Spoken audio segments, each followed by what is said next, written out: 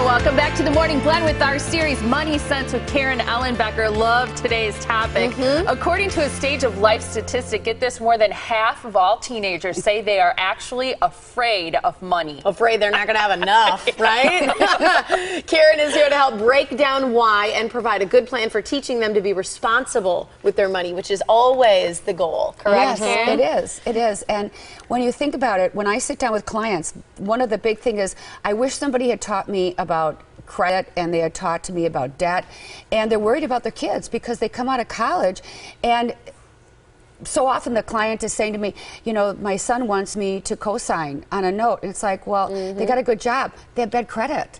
They come out of college with bad credit, and so the parents are co-signing. And you know what we really want is those children, those adults, to be able to stand on their own 2 feet. They've gotten through college and be able to get a job, but also get a car to get to the job. It's such a reality. My roommate in college had the exact situation. You want, at that age, it's the first time you really sometimes have your own, you know, responsibility over money. You've got a credit card. You want to have the coolest clothes or things like that.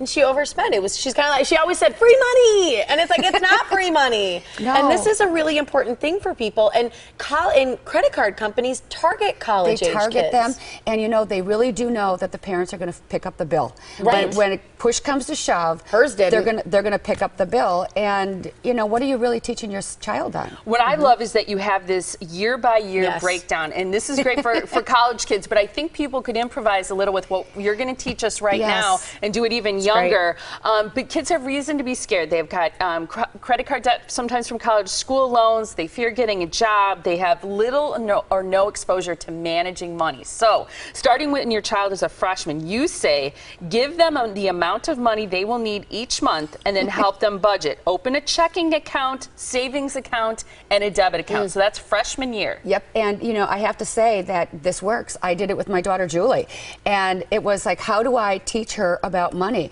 And so when she was a freshman, we sat down and we tried to figure out what will her expenses be for that month. So every single month I gave her a certain amount of money, and she had to learn how to manage money. She also started babysitting at that time, and the biggest thing happened is she was given a check for babysitting. She deposited and she went and wrote checks, and they all bounced because she didn't wait for the check to clear. She didn't know. And so we went to the bank, and the bank forgave all that, but that was her lesson. In the sophomore year, we looked at how much money do I think she's going to need for 3 months. Okay, so a little bit more, not monthly. Not monthly. Because my fear is always with kids, and every parent's saying this, you're going to give them money for a month or 3 months, that's scary. They're going to go blow it on clothes. When they do, she did that in her freshman year, and she couldn't afford to take the trip to Great America. And I didn't give her the money. And she bought records in the beginning. But you know what? Eventually she figured out, I have to have this last. By her sophomore year, she got it for the quarter. So she got 4 checks a year. By her junior year, I gave it to her for 6 months. Whoa.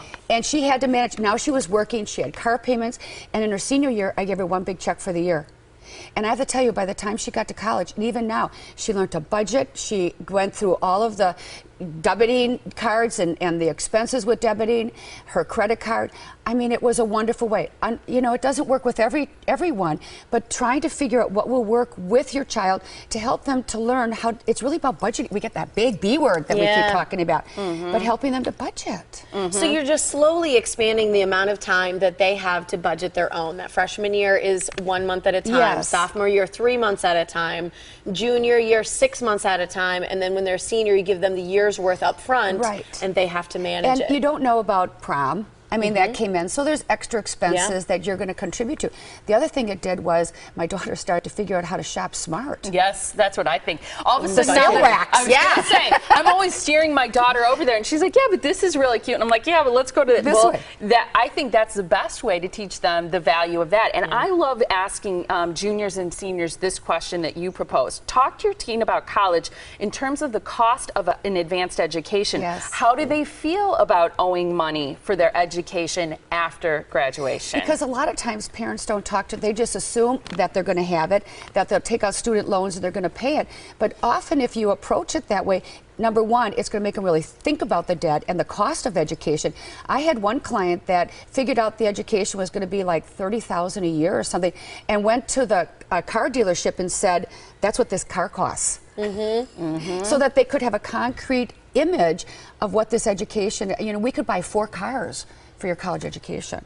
So helping them to get a handle on it. And then if they make that decision about debt, you've already had this thought about it, and how will you pay for it? When and how you get out of it. And is the education you're taking going to give you a job that you're going to be able to pay it back? So if you go and have this huge, bill, but your income is only going to be a small amount of income in relationship to what the debt is, you may choose differently, or still do it, but at least you're conscious about it.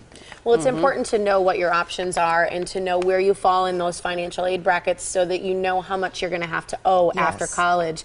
People can find out more about everything you do at your website. It's ellenbecker.com. You can also sign up for her monthly newsletter or quarterly newsletter where there's tons of great information about investing and money sense there. You can also call her for an appointment at 262-691-3200 to learn more about finances, teen finances, your own finances, anything you need to know about Money Sense. And MoneySenseRadio.com is where people can hear your full-length radio programs too and get more scoop. Yes. It's great to have you on, Karen. Thank you very much. Thank you so much.